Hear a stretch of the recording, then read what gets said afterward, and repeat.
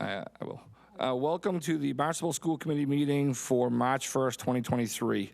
We're going to take things a little bit out of order than what we normally do. We're going to go into executive session first, and then we will reconvene in public. So I'm going to read the motion. Move to go into executive session to reconvene in open session to approve school committee executive session minutes for February 1st, 2023, and to discuss strategy with respect to litigation. Can I get a second? Second. Have a motion and second. Is a roll call vote. Peter? Yes. Andre? Yes. Kathy? Yes. Chair is a yes, passes unanimously. So we will be back. We're just going to go into executive session for, I'm thinking it's going to be about a half hour, I think. So we'll be back.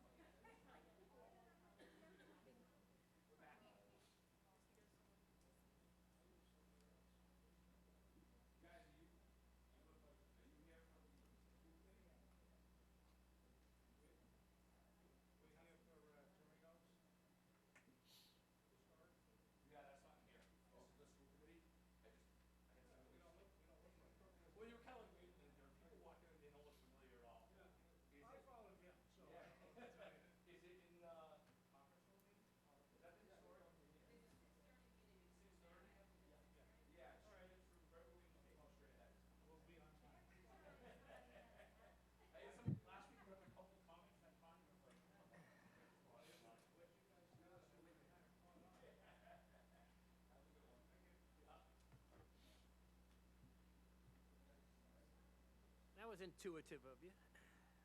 That was intuitive of you.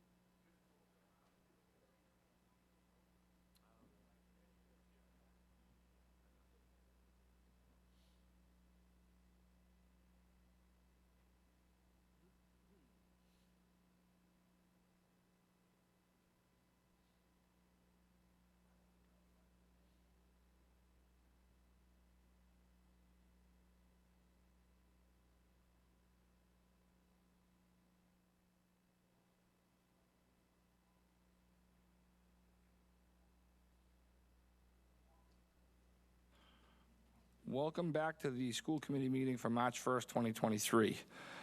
I will now start off with our normal, we'll back into our normal flow. So we'll start off with the district vision and core values. 2.1, the Barnstable Public Schools educates the whole child by creating a student-centered school culture that addresses students' physical, social, emotional, and academic needs by creating a safe and healthy learning environment in which students are challenged, supported, and engaged. Core values. In Barnstable Public Schools, we value commitment, collaboration, and community. Commitment. We are dedicated to the continuous learning and growth for all. Collaboration. We work together while keeping students' needs at the center of all decision-making. Community. We build strong, respectful partnerships that support student success. 2.2, statement by the chair, video and audio recording of the meeting. I remind everyone that this meeting is being recorded and will be broadcast on Channel 18. I also remind any member of the public who wishes to make an audio or video recording of the open session of this meeting to first notify me as the chair, and I will then inform the public of the recording as required by the open meeting law. We'll now move on to the highlights in education. And I will turn that, 3.1, highlights in education. Student Academic Excellent Award recipients, Luke Andre Sater, and I'm going to mess up your name. I'm going to say Julia Verdero? Excellent. Okay, well, I'll turn it over to the superintendent. Great, thank you. So tonight we're joined by two special guests that I've invited here who are selected to be this year's award recipients of the Superintendent's Academic Excellence Award. The Massachusetts Association of School Superintendents provides this award in each district. Districts can select a number based on the number of high school students you have, and we have two that I have selected. The criteria for this award is that the students are in the top of their graduating class. They've a demonstrated track record of success in high school and personal selection by the superintendent. They are joined here this evening by their parents, and I would invite Luke and Julia to come forward to be recognized by the school committee. And I have a few words to say about each of them. And I will first note that I've gotten to know both of these students personally through my initial months here in the district, and both are incredibly impressive and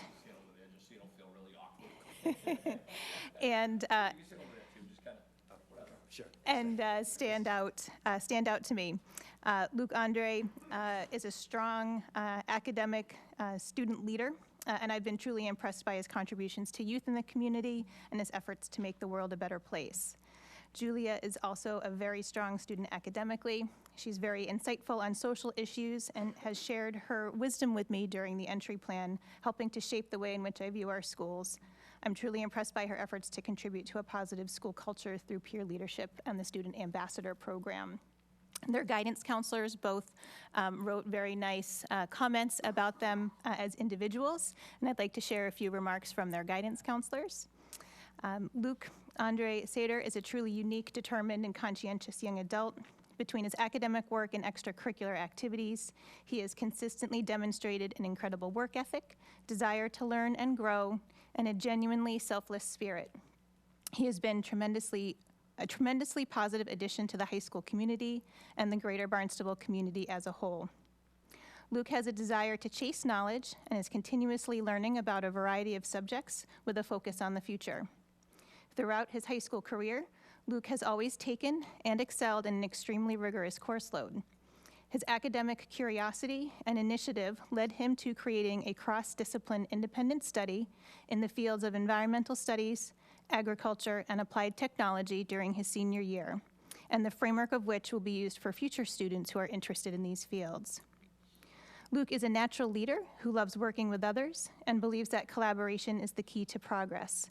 For his Eagle Scout project, Luke worked with Champ Homes, a nonprofit organization that provides transitional housing for the local homeless population.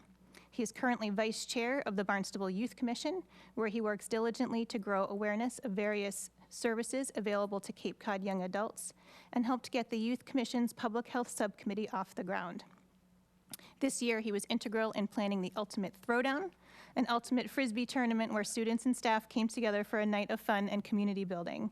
And I believe that was one of the first conversations that Luke and I had, was in advance of the Ultimate Throwdown.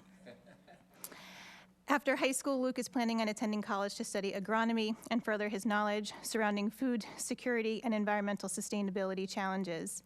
He has been accepted into several competitive schools and has an incredibly bright future ahead of him, coupled with the work ethic to make his goals and dreams come to fruition. Julia Verdero has tremendous accomplishments in many areas of her life. She has thrived in her academics, earning Academic Achievement Awards and Renaissance Academic Awards for her outstanding grades. Julia has a healthy mindset when it comes to her academics. She takes classes which challenge her ability while embracing her passion for art and fashion. She enthusiastically creates her own designs and takes every opportunity to self-teach and improve her drawing and rendering skills along with her sewing skills. To further round out her experience, she enrolled in our business program, taking classes like entrepreneurship and marketing. She has some of her special projects online. You can see some of her designs, some of her fabric designs for purchase at the website that she shared with me. She has amazing artistic skills. Her favorite type of art is charcoal graphite, with which she loves blending darkness and developing portraits. It also gives her the chance to self-reflect on how people are seen.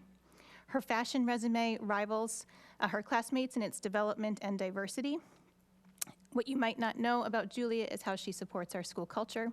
She's extremely active with our peer leadership program. She teaches younger students about peer and societal pressure and injustices as she works to build a healthy school environment. In addition, Julia is involved in our Student Ambassador program, where she helps new students transition to Barnstable High School and works with students in the intermediate school.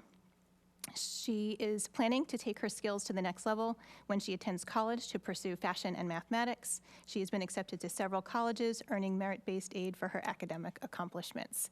I couldn't be more thrilled and excited to have these two students receiving the Superintendent's Academic Excellence Award. They will be joining me with their families for a special dinner in the coming weeks. I'm not sure if we have a date yet, but in April, we'll all convene for a special dinner to recognize other winners in Cape Towns. I'm sure they'd be happy to talk a little bit more about what they've been doing, but congratulations to you both.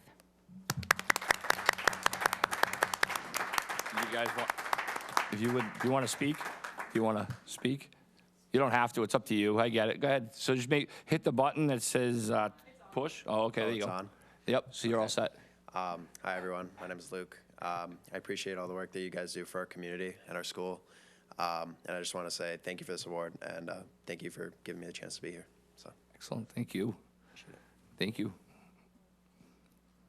To be honest, I wasn't expecting to come up here at all. You thought you were going to sit in the back. No, we bring everybody down. It's like the Price is Right. Come on down. But I'm glad that everyone's here today. And thank you, Dr. Earn. I'm honored to be recognized for this award, and that we're able to talk more about the culture and how to further improve the culture in our school, because Barnstable has come a long way, and I'm kind of like hoping for the best for Barnstable, and I'm really glad to be here with all of you in the room.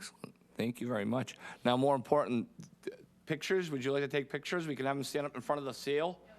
How about that? It's always about the pictures. No, I'm not going to be in there. I'm getting out of the way.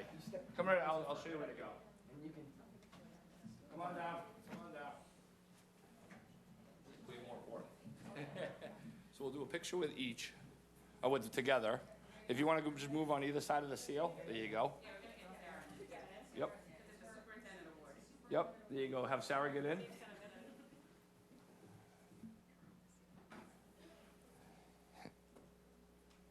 Oops, sorry, get my big head out of the way.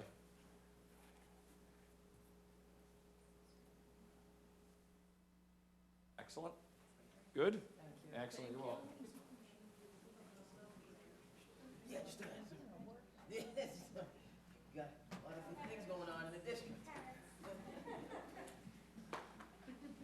Yeah, congratulations to both of you. That's exciting, and it kind of makes me feel when I was a senior in high school that maybe I didn't meet all my potential, but excellent job. Does anybody Peter, you're just kind of sitting down there. Anybody have anything else to say? Just congratulations. So and to see the mothers beaming when their kids are up here, it's terrific, and congratulations.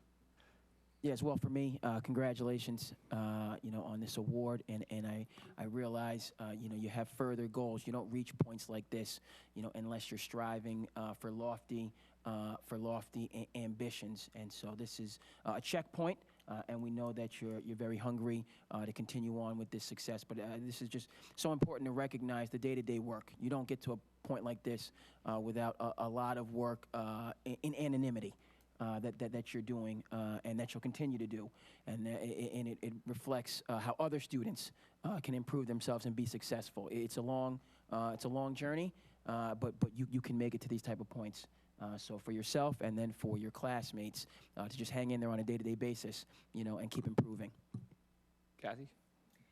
Excellent accomplishments. It is amazing to think that you can do all this in the scope of your lives. I was going to mention something about the business entrepreneur program tonight, and I did get the pleasure of seeing some of your sketches, Julia, that you made, and they are really impressive. And I think it's just wonderful what you've accomplished. So thank you very much, and you don't have to stay for the rest of our meeting. Have a good night and have a safe night.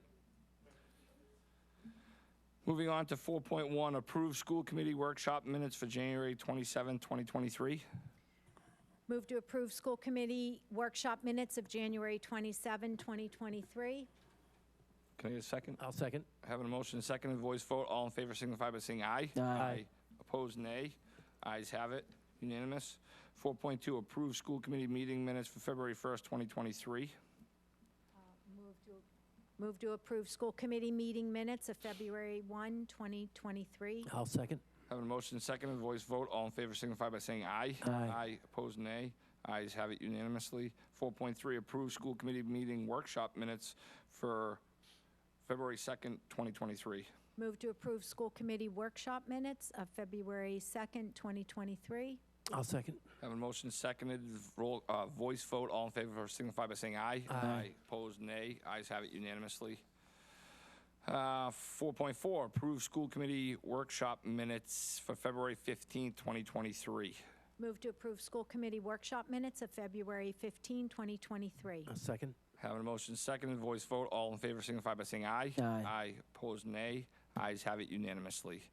Moving on to the student envoy report. Uh-oh, you're by yourself. I know I'm flying solo tonight, Sharon's sick, so Take it away. yeah, just wanted to say first off, really proud of both Luke and Julia, working with them as a classmate and as a friend. It's really amazing, and you can see the contributions that they've had to our school community, so I'm glad that we had this moment to recognize them. Anyway, moving on to regular business. Tomorrow, the Barnstable High School's chapter of Best Buddies is hosting a fundraiser with Papagenos. That's going to go from 4 to 9 p.m., and 20% of all of the sales of anything that you want to buy, pizza, whatever, are going to be donated to the club. All you need to do to help donate is to help say that you are ordering in support of the Best Buddies program. Barnstable High School's National Honor Society's Got Sneakers shoe drive began last Monday. They will be assisting in collecting used sneakers used for recycling. Unwanted sneakers can be dropped off in various locations throughout the high school. This past Sunday, girls gymnastics placed 3rd in the MIA South Sectionals and will be moving on to states this Sunday. Girls hockey has moved on into playoffs, and their first game is tonight at 7:30. It's an hour and a half away in Medway, but cheering them on from here. The Barnstable Youth Commission will be holding their 7th annual Youth Job Fair at the Hyannis Youth and Community Center on March 8th from 2:30 to 5 p.m. This fair, which is free for all students to attend, is a great opportunity to find a summer job. BHS Drama will be presenting Mary Poppins this upcoming month, and that's going to have shows on the 17th, 18th, 24th, and 25th. Tickets can be purchased online, and I'm sure everyone's very excited to see what they've got for us. And over February break, BHS students had opportunities to study and travel to Bangladesh, France, and Woods Hole, which is more local. Educational opportunities off campus included stuff ranging from bringing youth together through sports, cultural and language immersion, and anesthetizing marine invertebrates. So very wide range, and it's great to see all the opportunities continuing to go on through this year. Excellent. Thank you very much. Thank you. Excellent. Have a good night. You can have a good night. We're now going to move on to public comment. Public comment will be limited to 3 minutes per individual and 30 minutes total. There will be no debate or action taken on public comment items. The committee will take items under advisement, or the individual will request an item be placed on a future agenda. The chair will also allow public comment at his discretion during the meeting. Having said that, I now open public comment. I see no one. I will now close public comment. And we will move on to 4.7, school committee comments and subcommittee liaison reports. So I will open the floor up to my fellow school committee members about Sure. anything that you want to talk about. Yeah, just a couple of things. I had the good fortune to visit the BCIS elementary school during the project-based clusters. They were here at our last meeting. I was there on Friday, February 17th, which happened to be the Friday before vacation. So I was kind of expecting kids to be a little bit off the wall with the excitement of school vacation. But what I was so pleasantly surprised, I found a school full of focused children actively engaged in their projects. And what a variety of different projects there were, from theater to storytelling to Lego projects and even calligraphy. I didn't know anyone did calligraphy anymore. And that's just naming a few. The Barnstable Police ran a group, the Hyannis Fire, even the Coast Guard ran a group. I appreciate the escorts of Principal Kathy Milne and project-based specialist Alyssa Chase to help me view all these activities. And I was very impressed by the great interest I saw in the students, very impressed by the staff that was instructing, and I was very impressed with the community member involvement. So I'm glad I went. It was great. And also I hear a couple of weeks ago, Barnstable High's Chloe Dibb won the 1,000-meter event at the MIAA Indoor Track and Field State Championships. Not being an expert at track and field, I kind of thought the state championship was the end of the season. But I guess I was wrong. Last week, there's something called All States. I don't know, what are we talking, New England states, all 50 states? I don't know how many states. But anyways, the All States were held in Barnstable High. Again, it was represented by the 4x800 team of Sophia Murphy, Chloe Dibb, Emma Steenstra, and Lily DeDeco, as well as Chloe Dibb and Lily DeDeco in the miles. So they had a great season, I guess. And congratulations to all. Excellent. Andre? Yeah, for the, just in terms of the committee, we had the Culture and Climate meeting on Monday. I thought it was a productive meeting, and I'm looking forward. I know this will be at a future meeting, but in terms of our report and recommendations, just getting real-time, I think, impactful feedback, having Sarah there makes a big difference. But in terms of our different stakeholder groups, in terms of the teachers that were present, community members, and then our students and our families. So it was a good meeting, and I know we'll discuss this going forward in the report and recommendations that we'll be presenting for the entire committee. Okay. Kathy? Great. I have a long one. Do you have your, actually, let's come back. I'll let Kathy go, and then I'll come back to you at the end. No, we'll do it at the end like we did last time. Does that work for you? Sorry, Mo. All right, so Go ahead, I have Kathy. a lengthy one, so. Okay. I want to end it on a highlight. All good stuff.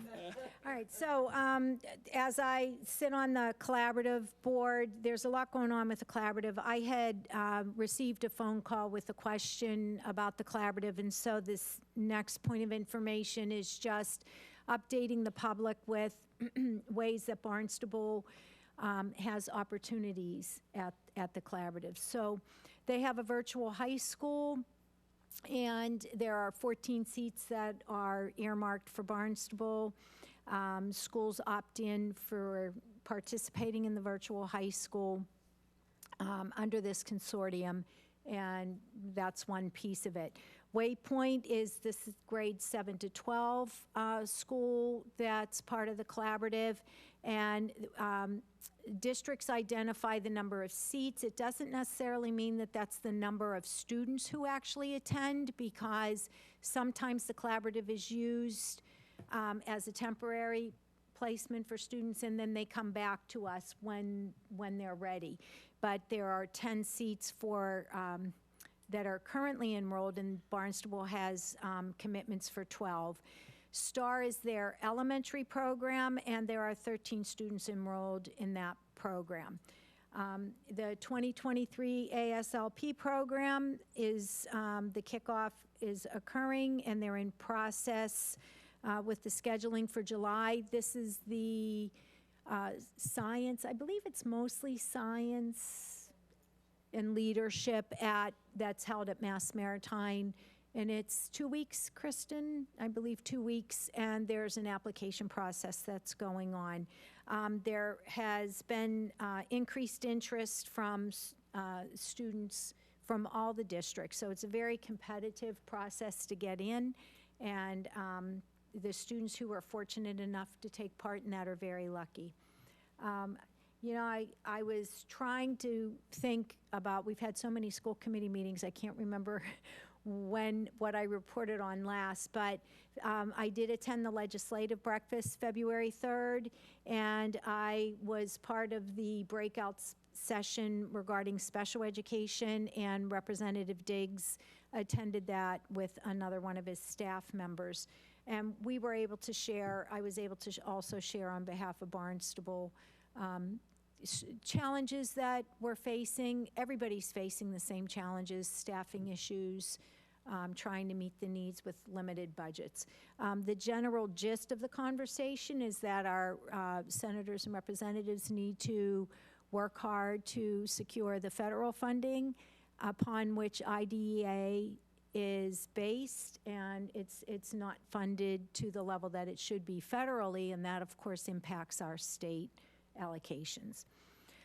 Another item, I wanted to give a shout out to Megan O'Connor Vince, who's a faculty member in the music department. She sends us updates regularly about what's happening in the music programs, and just a couple of days ago we received an email with a podcast at which she participated. So I sat there procrastinating my grading and thought, oh, I could use a relaxing moment. So I listened to the entire podcast, which was with the host. It was held by the host of TIME, TI:ME, which stands for Technology and Music Education. And apparently, unbeknownst to me, but I'm sure others know, she has spearheaded the technology and music courses that exist at the high school, and with the sole purpose of engaging more students who don't always have an interest in the traditional modes of orchestra, band, or chorus. This brings an alternative with a focus on hip hop, which is very attractive to students who are otherwise not drawn to traditional music courses. The hosts of the program were touting the fact that they became aware of all the curriculum development she did with this program when we had none, and the quality of the experts that she sought out in the music industry nationally that she was able to contact to get help with this. And it was just very interesting to hear how much these leaders in music really respected our music program here in Barnstable. And that, if you listen to the whole podcast, if you have a chance, I don't know if you listen to it or not, it's really very interesting to hear how those courses were built, how she runs her classes. It was just quite interesting. So she's done an excellent job, as well as the other music educators that we have. So our students are really very lucky to be part of Barnstable. And then the last thing was a really late tack on for my comments.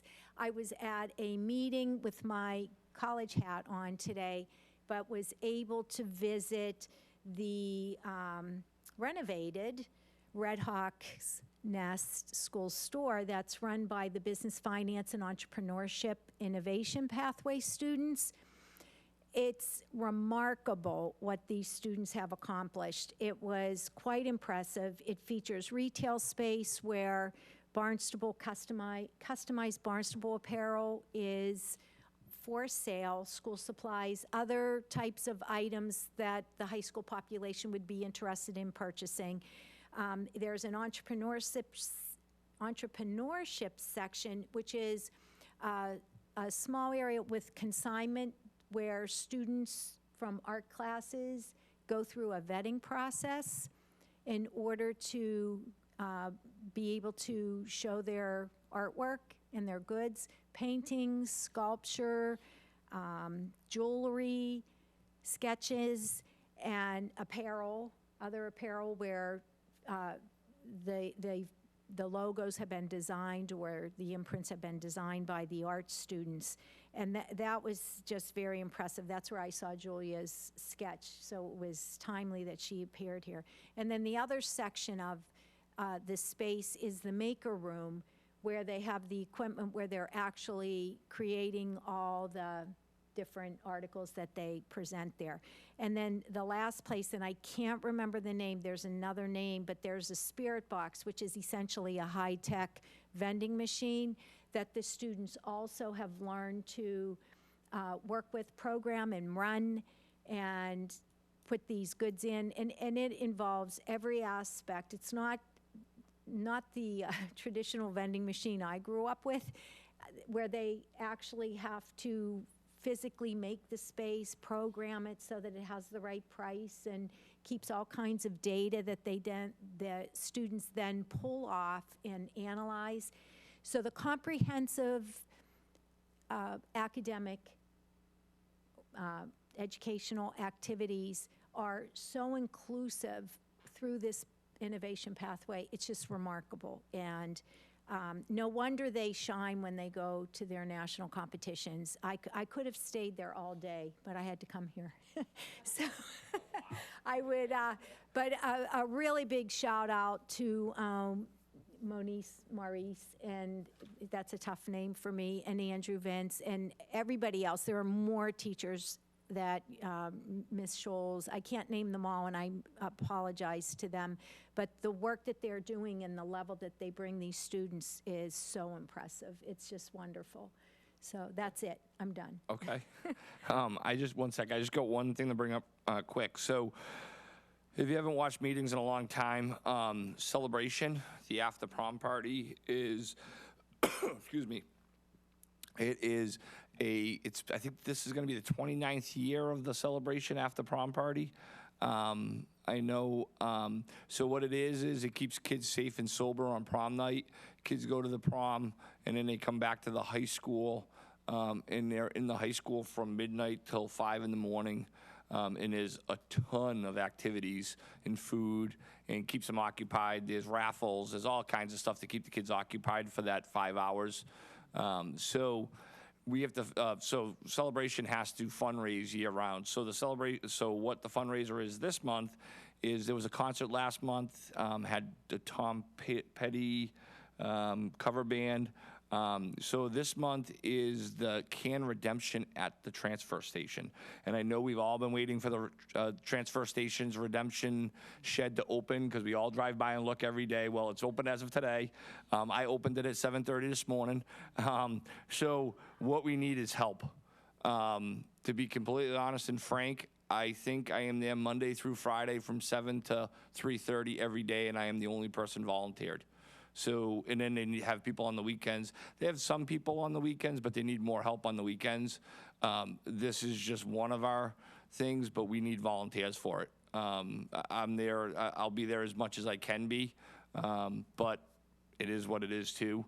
But as of right now, I think we have one person maybe slated for one Friday from like 1:30 to 3:30. Other than that, I am the only person at the dump or at the transfer station at the can redemption Monday through Friday from 7:30 a.m. to 3:30 p.m. and I need help. So that's kind of it in a nutshell.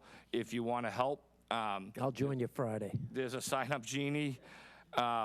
So there's a sign-up genie for it. So you can either email bhscelebration@gmail.com and they'll send you the link, or you can go on their Facebook page, which is BHS Celebration, 2023, or Instagram BHS Celebration. So this is a pretty big fundraiser for the amount we make for this for the month of March. We've been doing March for at least 6 years. But this year we just need help. We don't have any help, and it's quite a commitment to be there Monday through Friday from 7:30 in the morning till 3:30 in the afternoon.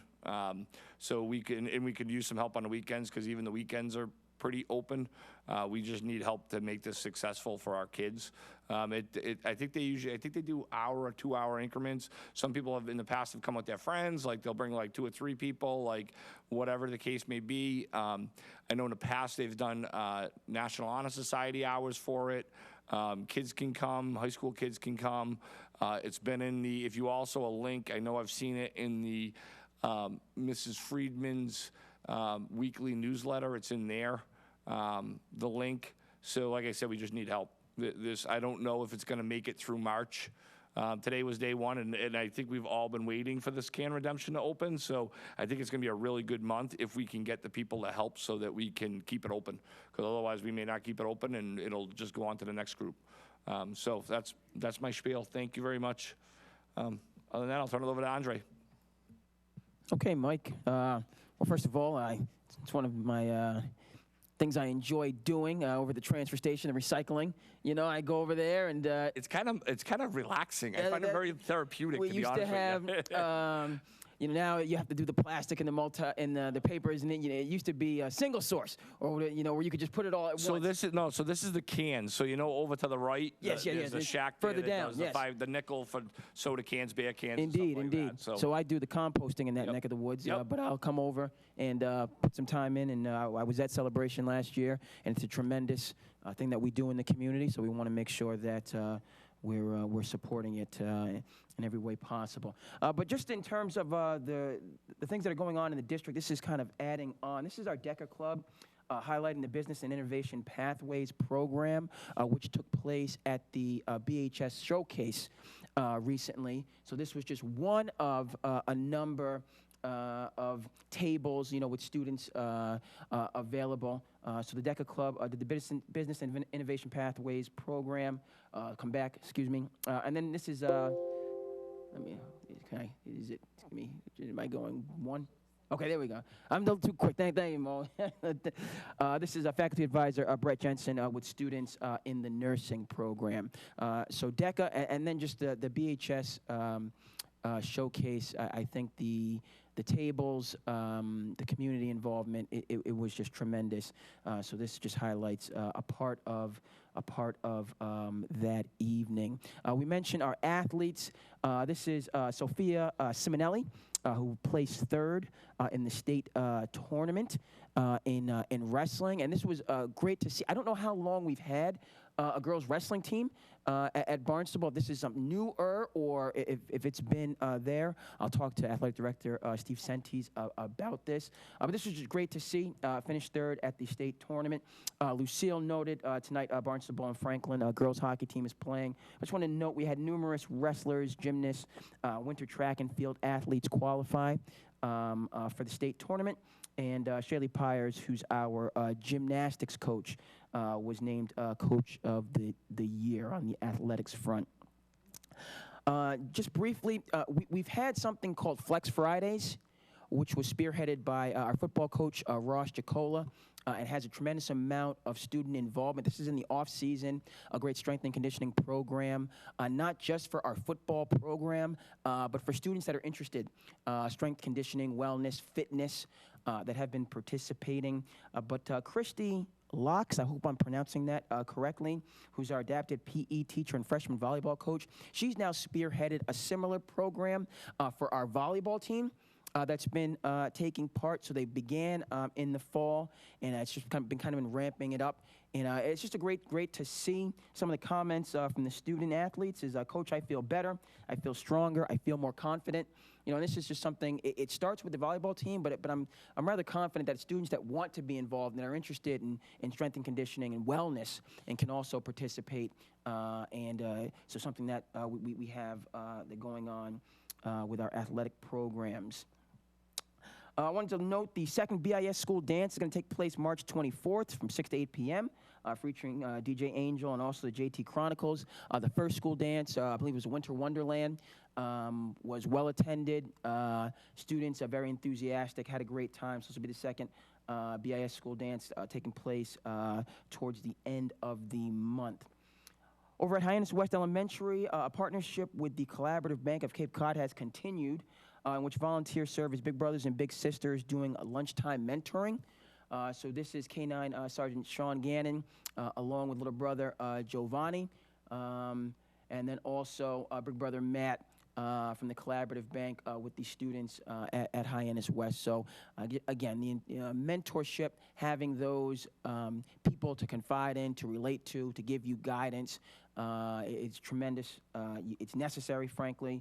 And so not just from the athletic standpoint, but also our community partners at the Cooperative Bank of Cape Cod, partnering with Hyannis West to make this happen.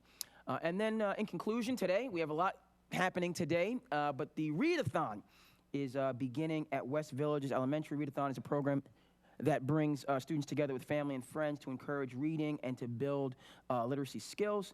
Main focus of the readathon is for everyone to know we are committed to improving reading skills, particularly early literacy. To that end, it promised to be a fun, exciting journey for all participants as they begin their personal reading adventures that challenges each reader to complete 10 reading sessions over the 2-week event. So this is how community members can participate, a number of access points for the community. But saving the best for last, we have prizes associated with the readathon. So not just in terms of developing a core skill academically, but a number of prizes that you can win, including a Disney theme park trip. So that's taking place at West Villages and be going on up to March 14th. So a number of things going on in the district. People have the opportunity to access these resources and continue to make strides. You're stepping it up. I hope next month is going to have to be bigger and better, Andre. A lot going on, people working hard. And we I got a feeling that you're getting a lot of emails from a lot of people saying, can you mention this and can you mention that? Keep sending those emails. It's going to take on a life of its own. We're going to help it, Andre, let it take on a life of its own. More the better. Job. Thank you. Moving on to 4.8 Superintendent's Report. Sarah. Thank you. So I have a number of things to share with the committee and the community this evening. First, I wanted to acknowledge and elaborate a little bit on what our student envoy talked about in her report through some visuals of the field trips that occurred over February break and share that with you and the community. Field trips are one of those areas that people noted in my entry plan feeling a sense of loss and wishing that they would come back. This is a series from the high school, although there are trips that are happening in the elementary levels, and I know some interest at BIS as well. This first picture, if I could get don't mind passing the clicker down? Thank you. This first picture is a group of students at the Woods Hole Marine Biological Laboratories. I chose not to put in a picture of them anesthetizing the marine invertebrates. And instead, this group photo, there were some hands-on pictures that were also shared, but that's what they were doing. They were doing some hands-on scientific classes during the February break. Over February vacation, we also had a return of our trip to France. The students who went to France made the local paper there regarding a game that they were playing, and my French is terrible, but La Pétanque, I took Spanish. So that may be wrong, but that is a game that they were playing. I think it's like bocce, and they made the local paper there. And we have a couple other images of our students exploring France from last week, and you might recall that they are doing homestays as well as part of their trip, and I think that's probably what they're doing this week. And then we also had a group of students attend a trip to Bangladesh with the nonprofit United Kids Sports Development. Luke Andre was one of the students who attended the trip to Bangladesh. They were working with local schools, youth groups, and non-governmental organizations to develop sustainable initiatives to promote inclusion in sports for girls and people with disabilities.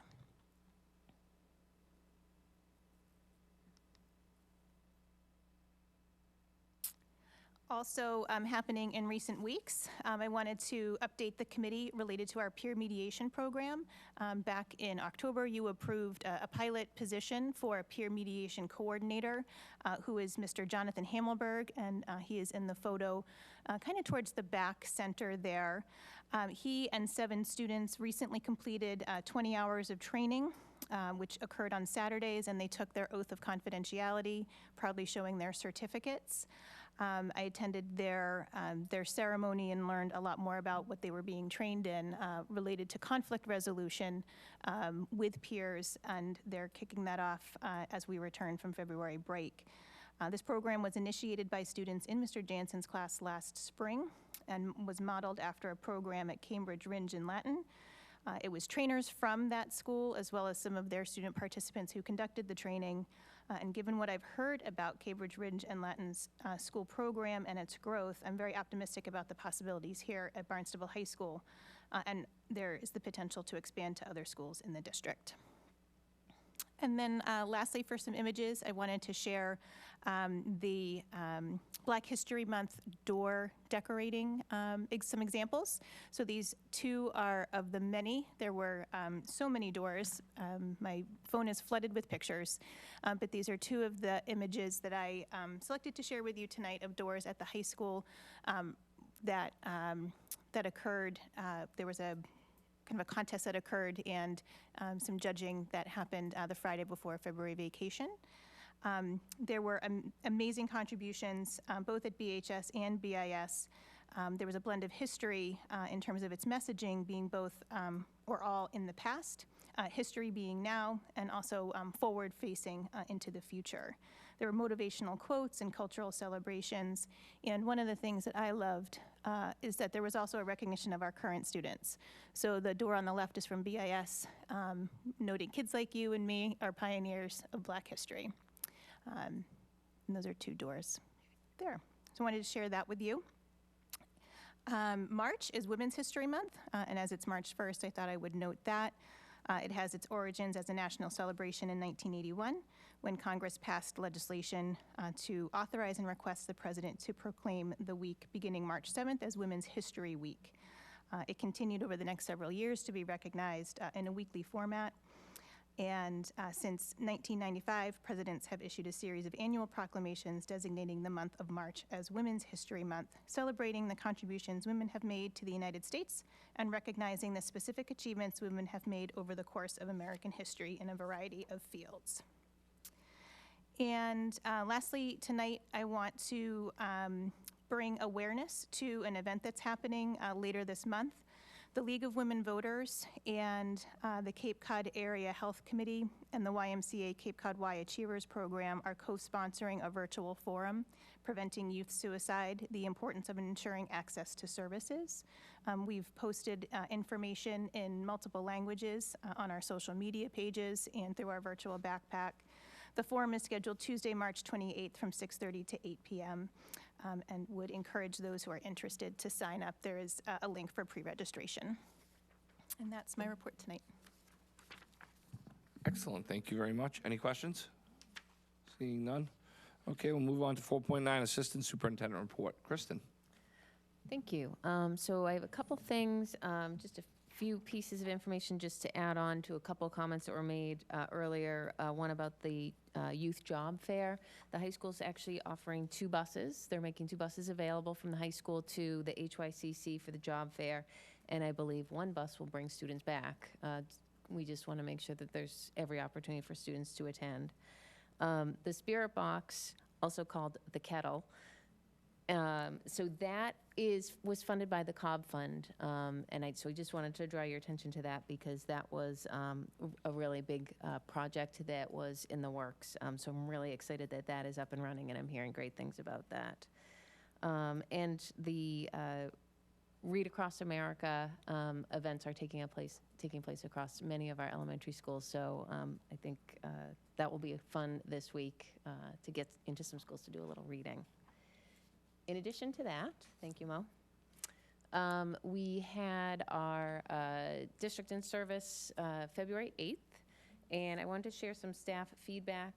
So this was a district in service, and it was the opportunity for the superintendent to share her entry plan findings, strengths and opportunities, the patterns and trends that she's seen through the conversations she's had, and also begin the conversations around the vision of the graduate. And then there were opportunities for staff for breakout groups, and some opportunities for some school-based, they had a little bit of time for some school-based activities as well. So, thank you. As I typically do, here's our circle graph that our Google form, we do a survey afterwards, and the Google form spits out a very nice circle graph for us.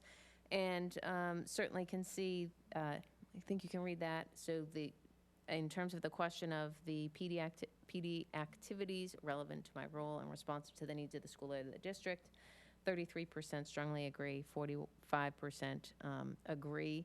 So we definitely have a strong majority, and even neutral, we had 17%. So, a really positive response.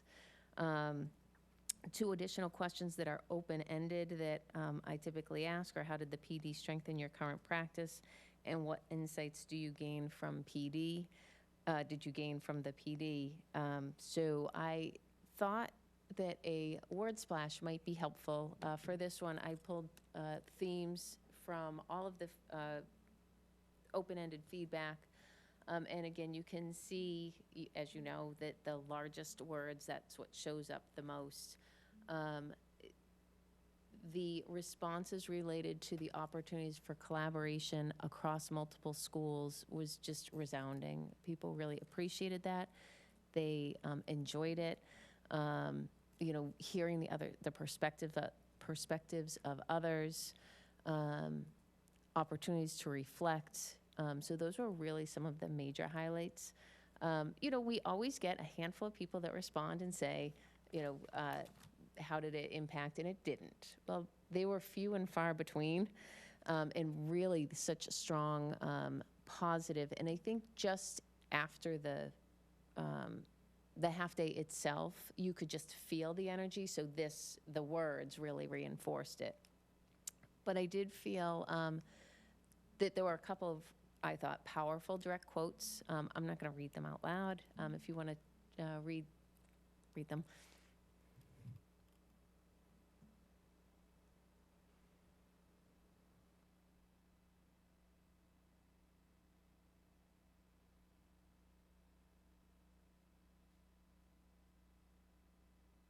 And again, they speak to the energy that was felt, at the close of the day, the connections of feeling valued, feeling heard, and also that recognition of, we are preparing students for different futures, and I think that shows up on the last slide. I pulled a few more, a little bit longer.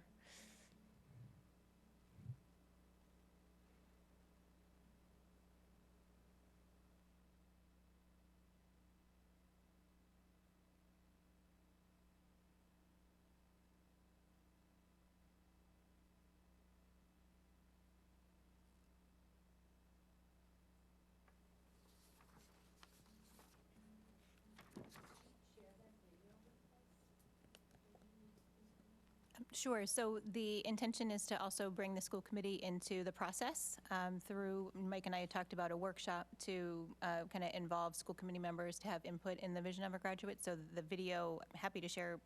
Actually, the presentation was shared with you, so you can see it. It went to all districts, so it went to your My PPS account and be able to see it. But there is more to come. This was starting with faculty and staff, but there's student involvement. And there's a spot for us to get in, and it was kind of like, just let us know when we're getting involved. I mean, I don't want us to get involved prematurely or too late. So Sarah was like, no, that's sounds good. So it's on the radar, and it'll be coming up just when it's time for us to get involved. The link is in there. Because what I did is I did take a quick look and opened it, and it looked like the same thing we had already looked at, so I didn't go through the entire presentation. I believe I can send it to you separately if you want, just to be sure. Just go back. So again, the energy, the interest, the enthusiasm, the last statement, my brain is swirling because it really made people think. And so I think there's a lot of excitement of what to come, and it's a unifying aspect to the district. The one quote that I left off, but I'll read, was that today was fabulous. Thank you, Dr. Ahern. So it really, very powerful and I think meaningful for the staff. So I think there's a lot of energy behind this work ahead, and the opportunity to have a voice and have a part in it. And then, so that's that one. And then just finally, just to share, I had mentioned at our last meeting that February vacation, there was a Math Acceleration Academy. So we had at BUE, we had, I've got to find my numbers, 58 students registered. Our attendance, we had a few drop off on the first, prior to the start, but our average attendance was around 50 students. So that was grades 3, 4, and 5. We had an additional staff member this year to do the enrichment activities, which also had to be connected with math. And because previously we just had the classroom teachers do an enrichment within the classroom, and it was just such a big hit. So the one day was PE, they did art, music, and STEM, but it was all connected back to the math concepts. And so I had an opportunity to stop by. The enthusiasm and the engagement of students over what would be a school break really is powerful and speaks volumes, but I also think that what you get from student voices, so I have a few quotes, is, I can't wait to come back tomorrow to finish my project. Math is a lot funner than I thought. I wish math was like this in school. Some parents responded as well. Student is loving the academy. My child is hoping there's another math academy she can attend. The program was such a great opportunity for my child. And they're analyzing the data now. We did some pre and post and some just early data. Just the gains are tremendous. I'm excited to see some final numbers on that. And the good news is we will have another session in April vacation. So, and then similarly for our, we had a group of 43 students, grades 6 through 8, and that was held at BIS. And again, it's math all day long, but they really change it up. So throughout the week, students had opportunities to build relationships with their peers and teachers, working in small academic groups, participating in team activities and competitions. They did end the week with a field trip to BHS. That was a change this year, where we didn't hold it at BHS, but promoted it as it's an opportunity to see where you're going. So they actually did a field trip on the final day and did a math-based scavenger hunt, but did end the day with a private tour of the building. Students were surveyed at the end of the week. 89% of students reported feeling more confident in math. 53% stated they would attend the academy in April. And when asked what they liked the most, it was very great. I got to see my old math teacher and I got to learn more stuff. I like that we're working together as friends, even though I didn't know a lot of people at the academy. And the thing I like most was doing the area model for multiplying, meeting new teachers, and, believe it or not, long division. So, it really is just such a great that, there are very strict, I'll say strict guidelines by DESE, because it's grant funded. Small groups, no more than 12 per teacher. So it really does give us that opportunity for the teachers and students to build some relationships in a very short time. And so really looking forward to April. So. That's about half. Hit button. That's about half of a normal class size when they have 12 to a teacher, correct? Yeah. So I think it's really good for letting the student be seen, because it's a different feeling to be in a smaller group. I don't mean to put you on the spot, and I just want to know, I don't want to really know what the answer is, but when people report to you that small percentage who found that professional development day was not useful to them, do those individuals ever reach out to you to give you some feedback that is more helpful Constructive. for trying to meet their needs. It is a very small percentage, but I'm just wondering, do they just mark it off and walk away, or do they reach out to you to give you some additional information? So it's an anonymous survey, so I don't know who's responding Right, that way. which- They do have, one of the final question is, what PD would you like to see, for future planning? And that's left blank. So I don't have people reaching out. Yeah, it's too bad, because if something isn't meeting the need, there's no way to know what it is if a staff member isn't going to reach out and provide a suggestion as to what would be helpful. I can imagine that when you have a staff as large as Barnstable, it's very difficult to target something that's 100% going to meet the needs. And I know if I'm filling something out, strong feeling one way or the other, I always provide why I felt something was not useful in that context. Yeah. Anybody else? Can I chime in and Oh, yeah, just address sure, go that? ahead. So I think it's really hard in kind of a whole district setting, to kind of meet everybody's expectations and meet everybody's needs. I did have a few people reach out from November, which I actually really appreciated, people feeling comfortable enough to put their name in that's an big, email and, yeah. and sort of share their perspective then.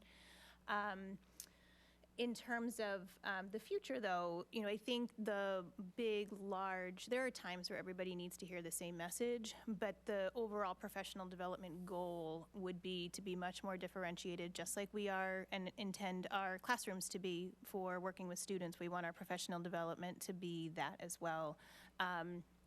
And so Kristen and I have talked about, in the future, returning to the idea that there's more voice and more choice among professional development offerings for faculty, which I hope would leave people feeling that there is more. Choice, so they can do with their job description, what's more to their job. Yeah, so that's sort of an overall kind of longer-term goal. But coming in new, we had talked about returning to that this year, but I think we need to get some of the foundational pieces in place so that we know because we can't offer everything. Right. We know what we can offer and build a program that people can kind of choose from, which may feel a little more personally rewarding. I believe the October full-day professional development provided more choice. Isn't that the one that a lot of staff will choose to go to the collaborative offerings, and Right. there are more settings? So I just was curious as to whether people would reach out and give it, and to publicly state, just when you're happy about something, you need to speak up, and when you're unhappy about something, you need to speak up, and that we all want everybody to feel as though they're in an educational setting that's meeting their needs. And can I just add one more thing? Yep. And there are some things it may just be impossible to meet everybody's needs. There are some things that we're just required to do. That wasn't the case in this regard, but we do have professional development days where we're doing mandated trainings, and it is what it is. Andre or Peter, anything? No? So I can tell you that I heard from, I don't usually hear about PD, to be honest with you.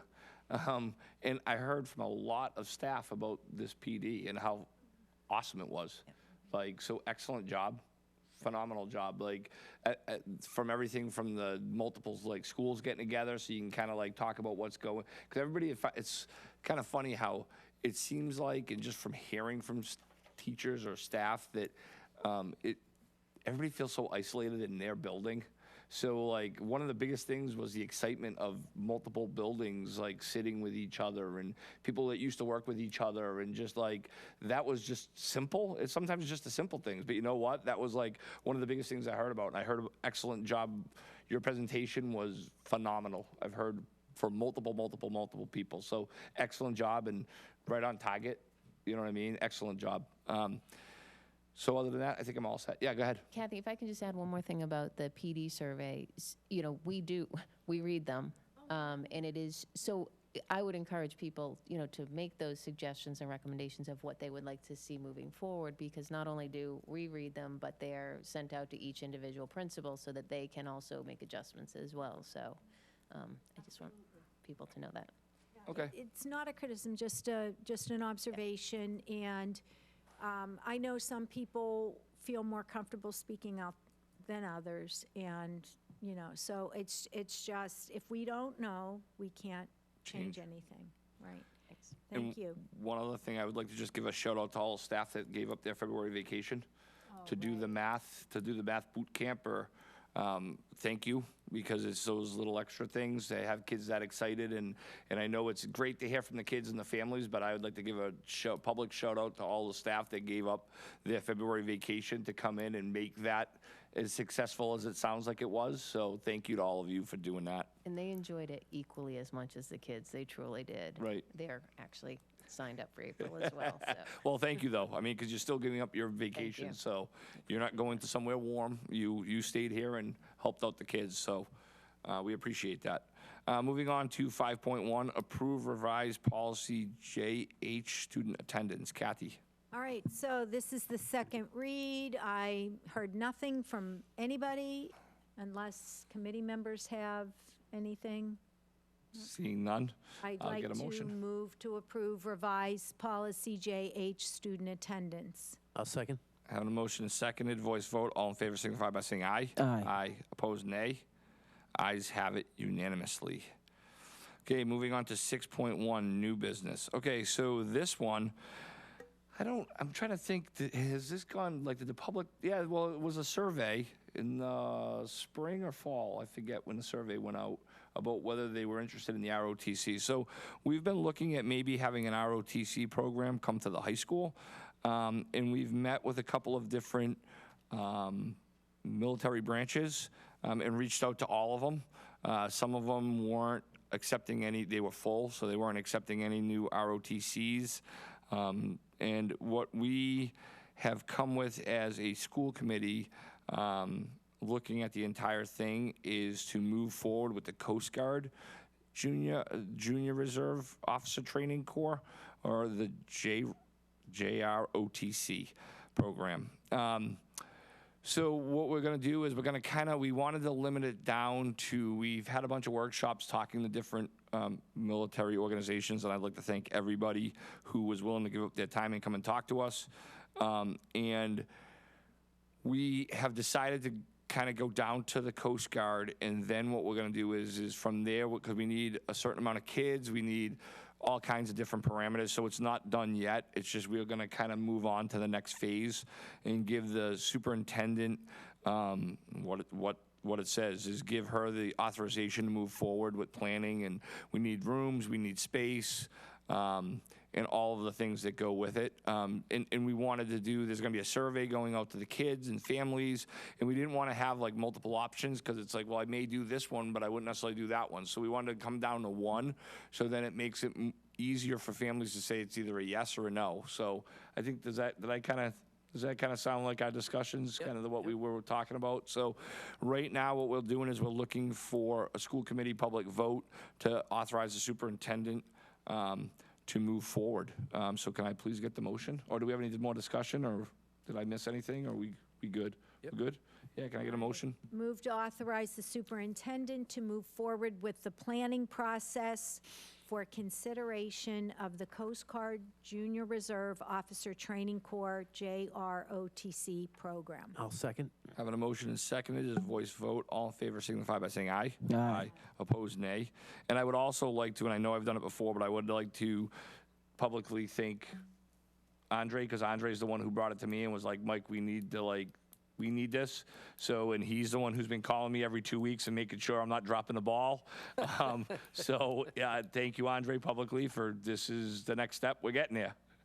Yes, I promised we would get there. We're getting there. Indeed, and it's very encouraging. Again, we talk about, the pathways for our students and the avenues for them to see, moving forward. And I just think, it's a great thing that we have at graduation when we see all of our students that are going into the service. This is of their own accord, but having this program and allowing students, to participate. And as you said, it may be for you, it may not be for you, but you get that experience. But I know that we have students that are capable and dynamic academically, but then also in these different pathways that we have. And this is just another offering that we can have, I think, that is going to be really utilized and really encouraged by it.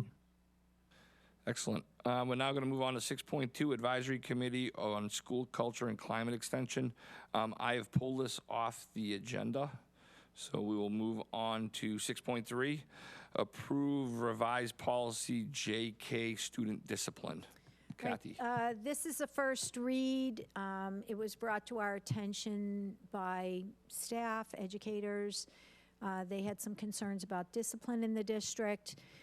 The one thing that school committee can do is take a look at policy, so we bumped it up. It's in the J section. We bumped it up the list and took a look at it and made some language changes to clarify that there are procedures in place. Those procedures will be published in the school handbooks.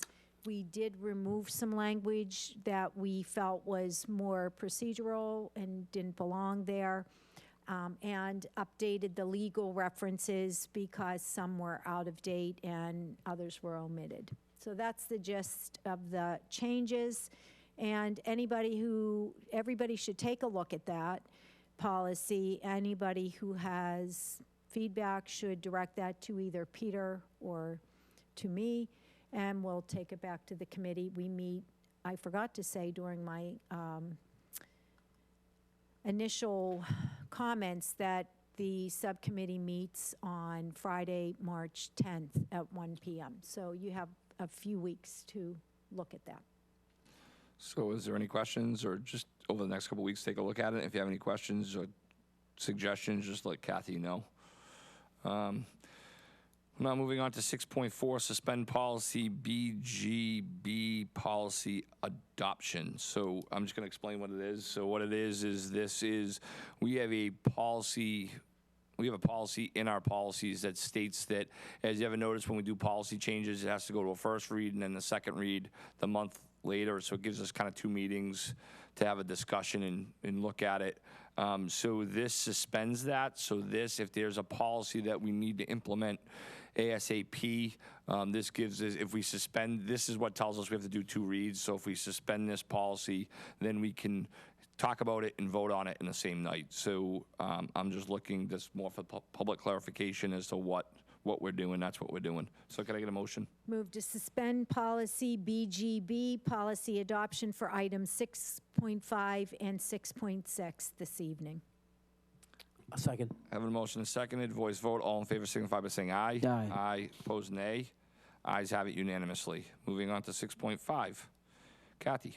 All right. So first of all, item 6.5 is tied to the next item on the agenda, 6.6. So I need to discuss them together or you won't understand the relevance. Policy JFABE is the in-district student attendance option that is for staff members, and essentially that says if we have a staff member whose child wants to come to a specific school in the district, we have a policy that we can allow that child to come to our school. So there's a new policy that schools are required to adopt across not just Massachusetts, but I think the nation. And that policy, there's a standard policy lettering system that school districts use so that we're all aligned in our policy manuals. And when discussions occur, people get used to what these policy numbers are, letterings are, and it's easier to manage. So because the new policy came down with a designation of JFABE, we already had a policy JFABE in our policy manual, so we needed to change that designation so we could be aligned with districts across the state and the nation. Therefore, we decided, instead of looking at just changing the coding of the policy and then looking at it again as we do our regular review of Section J and possibly having to bring it back again, that would be confusing. So we decided to review that policy, and we revised it as well as changed the lettering, the code.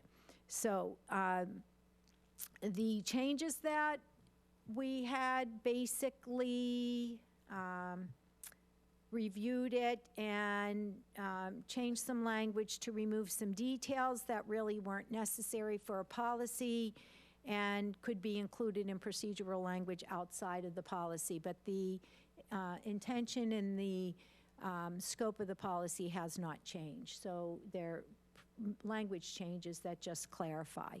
And then the new code would be JF ABA instead of JFABE. Okay. Any questions?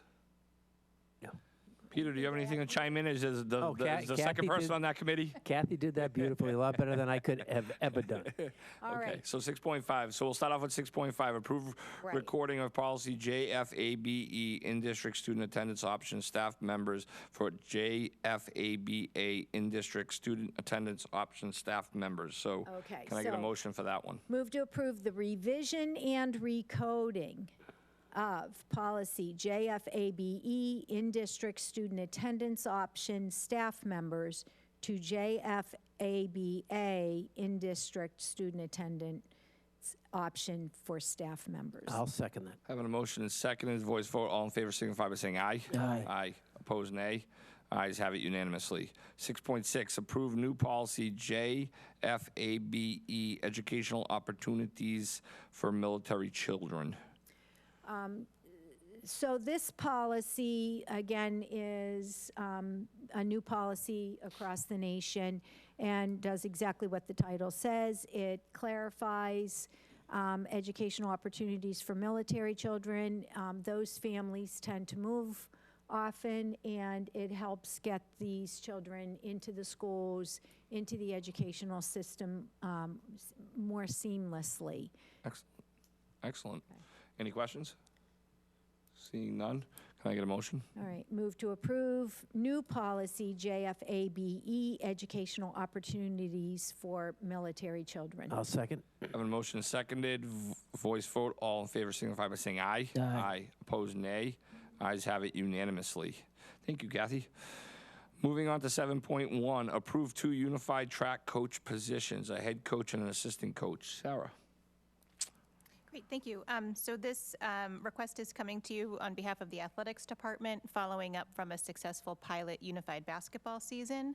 I've been talking with the Barnstable Teachers Association around appropriate compensation for unified track coaching positions, and am looking for approval from the school committee for 2 coaching positions. The athletic director would like a head coach and an assistant coach, given the number of students who are involved in the program.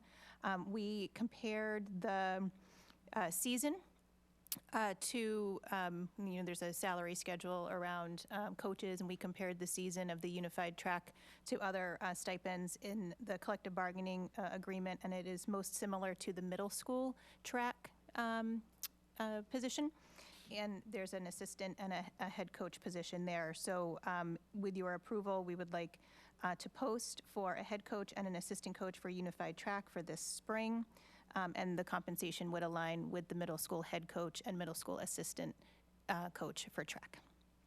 Any questions? Peter, Andre? Nope. No? You're all I just say the unified basketball team was a very good start. Yeah. In terms of participation from the students and also the support from the school community overall. So it's good to see our unified teams moving forward. Yeah. Kathy, do you have anything? My only question is funding. I assume it's going to come out of the athletics department, and they're all set with the Yeah, funding? it'll come out of the athletics department, and then you'll see in the initial budget update from tonight, there's a proposal to kind of formally boost the athletic budget Okay. for the But stipends. so funding-wise, it's good. It's all set. Okay, we've already identified the sources, and okay. And the other thing is, I did make contact with Special Olympics Massachusetts. Several teams participate in fundraising efforts where those funds have been earmarked during that fundraising process to come to Barnstable Public Schools. And I inquired as to how much was still available through that funding source. I did not get a return, but I did make that initial call. The problem with the time frame of getting an answer is that people in the administrative positions who were very aware of how much was fundraised in Barnstable Public Schools' names are not part of that organization anymore. I was able to reach out to one who is working with the current administration there to find out whether or not we can receive some supplemental funding. So I'll keep you up to date with that. I had mentioned it to Superintendent Ahern after we first talked about these programs becoming part of our overall athletic program, and I wanted you to know that I didn't forget and that I did reach out, and everything takes time. So. Okay, so can I get a motion? All right, move to approve 2 unified track coach positions, a head coach and an assistant coach. I'll second. Having a motion and seconded, voice vote. All in favor signify by saying aye. Aye. Opposed, nay. Ayes have it unanimously. 7.2, approve use of $35,000 from the 418 Bumps River Road Osterville Revolving Fund for recurbing ADA project. Chris, or is it? I don't know. It says Chris. I don't know. Kathy? Yeah. Either way, or we could do it together. All right, so we, Hit your button. the Cape Cod Collaborative rents our Osterville building. That's part of our school. And that rent goes into a revolving fund earmarked for the maintenance of that building. And I received a request in my role as sitting on their board to bring back to the committee a request for funds to bring the front of the building recurbing and other improvements so that the building's in ADA compliance. Leave anything out? Okay. All right. Any questions? Seeing none, can I get a motion? Move to approve the use of the Osterville revolving fund not to exceed $35,000 for the recurbing and ADA project at 418 Bumps River Road. I'll second. Having a motion and seconded, voice vote. All in favor signify by saying aye. Aye. Aye. Opposed, nay. Ayes have it unanimously. Moving on to 7.3, FY24 budget presentation.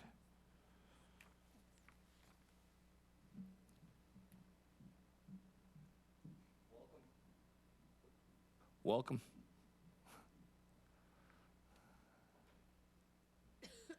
Welcome, Sarah. So I'll leave it up to you guys whenever you're ready. Great. So we have a budget update for you this evening. And just for the sake of the community and people who are watching, this is, I think, kind of the third time we've shared information with you in this budget season, following kind of October when there was a joint budget meeting with the town council. We have had a transition between Gareth Markwell and Chris Dwelly, our new Deputy Director of Finance for School Operations. Gareth and I presented February 1st, kind of a high-level overview of where we were in the budget development process, and then on the 15th, the school committee had a workshop. The budget this year is kind of in an interesting place, given that the governor's budget is coming out with her transition to the position anew. The governor's budget just came out today, when it normally comes out in January. So we're here to provide you with an update and some context of where we are in the development of the FY24 budget, working towards a hearing on March 15th. And in the budget calendar, we have proposed adoption for April 5th, after which the budget gets submitted to the town manager in advance of the town's process towards approval of the budget. I'll turn it over to Chris to talk a little bit high level as to kind of the initial look at funding sources. Thanks, Sarah. So For FY24, our projected budget, you'll see on the far right here. This is based on the revenue projections that have been shared with the school committee over the past few months, and they're based on the 60-40 revenue split share agreement between the town and the schools. So that leaves us with a little over $80 million coming from the general fund from that split. We've got two offsets, one from the circuit breaker, one from the school choice. Those two figures are the same figures that you saw 2 months ago during the initial budget conversation. And in order for us to balance our budget presently with our existing revenue estimates, we have to apply a little over $1 million of school savings. And so this chart just shows you a 7-year history of where we've been. Can I just stop you for a sec? Do you guys want questions as you're going through it, or would you rather keep your train of thought and get them at the end? It's up to you, whatever you guys want to do. I defer to the chair or Sarah. Maybe at the end. Okay, Yeah, I just, maybe at the end. that's fine. Is that okay? So the next slide just breaks down this year's budget versus last year's budget in our 3 main categories. Salary and wages, our largest cost and appropriation here. We're seeing a year-over-year increase of 6.51%.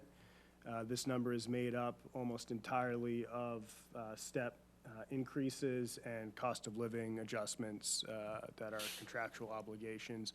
Also in that figure are the handful of new positions that are being proposed and recommended that were discussed at the workshop meeting 2 weeks ago. And then our other 2 categories, supplies and operating contracted services, are seeing small increases, largely due to service level or service agreement increases for contracts and increases in fuel and things like that. The next slide just breaks down this figure by our cost center, and so you can just see the year over year between what was approved for the FY23 budget and what's being recommended for the FY24 budget for each cost center. And then in similar fashion, this slide breaks down the year over year budget and budget based on our DESI functions.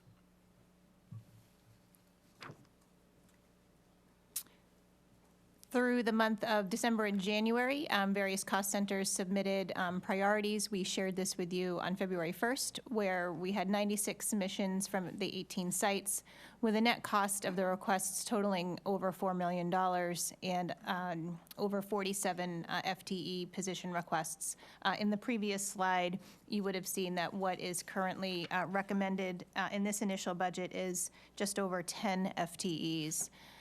Major submission themes included a focus on English language learner support, including family liaisons and translations, instructional leadership, and paraprofessional support for kindergarten and first grade.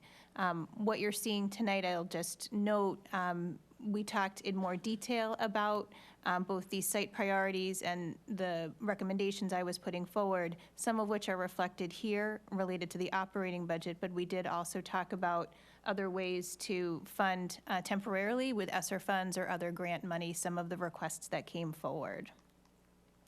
My recommended priorities include creating more equity, particularly across the elementary schools as it relates to paraprofessionals, related service providers, and assistant principals.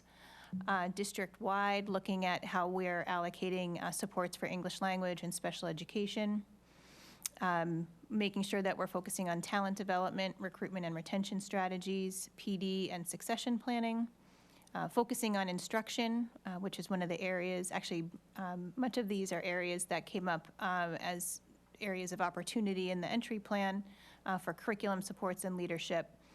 Making sure we're looking forward related to our space needs, and we were approaching the budget conservatively as it related to ESSER funds declining, and we know that there's some challenges across the town for some years to come related to the comprehensive wastewater management plan, or program or plan?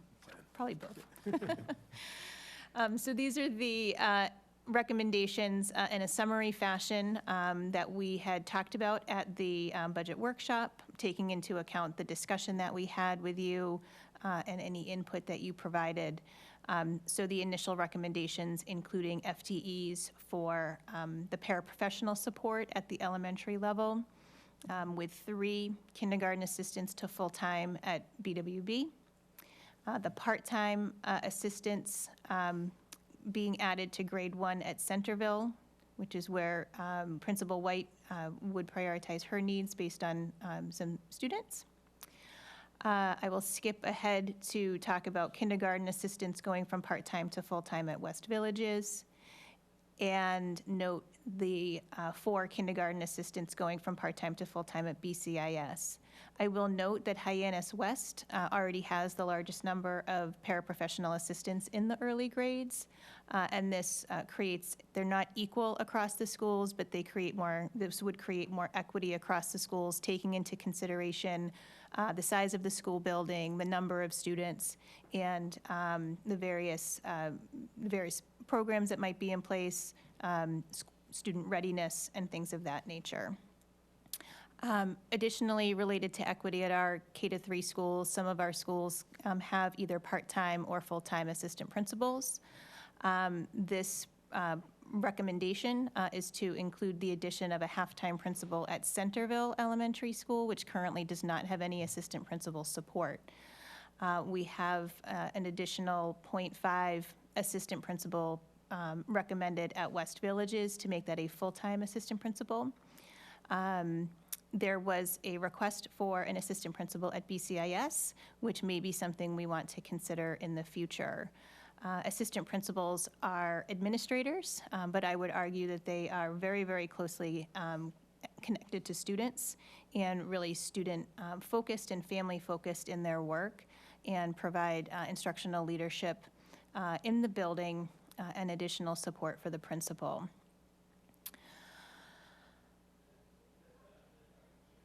Instructionally, we also want to create equity across our K-3 schools with respect to the additional FTEs for a science teacher at BCIS. This is in part a result of the recommendation to restore what is now the PBL specialist who does some science instruction to be a PBL coach, which was part of the initial innovation plan at BCIS that got changed some years ago.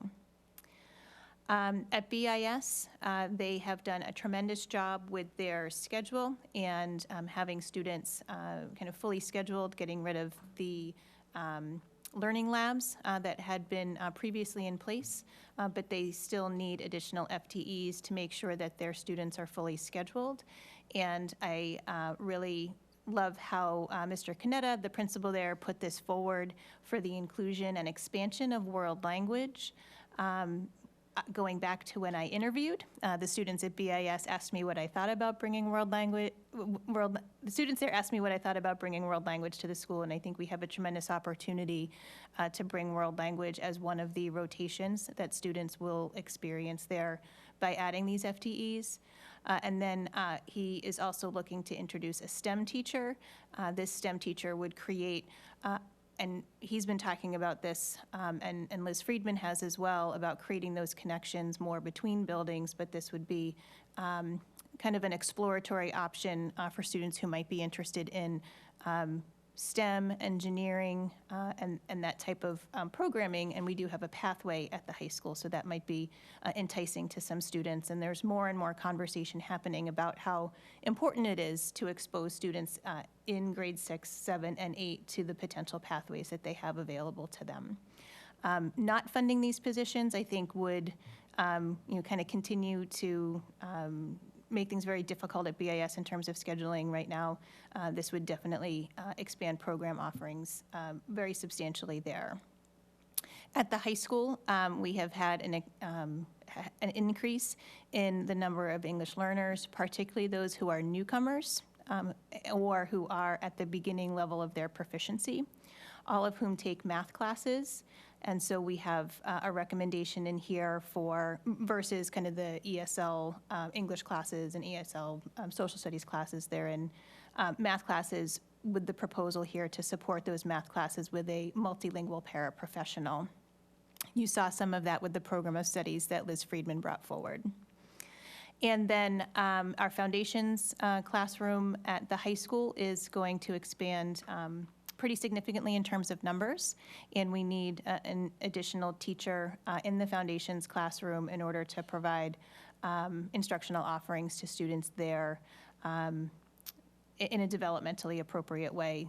The Foundations is a specialized program, and students there may range from 8th grade to 12th grade, and we really do need to separate them out by age level, and this would kind of fully staff that program. And I think Chris may have a little more information than I do about the substitutes, but this is adding some additional funding to reflect more of our expenses and expenditures in the substitute line. Is that accurate? That's it. Okay. So this is just, I think, kind of the narrative that goes with what I just said. And like I had noted, some of the additional needs we talked about at the workshop, funding through one-time revenue sources like ESSER 3 or other grants.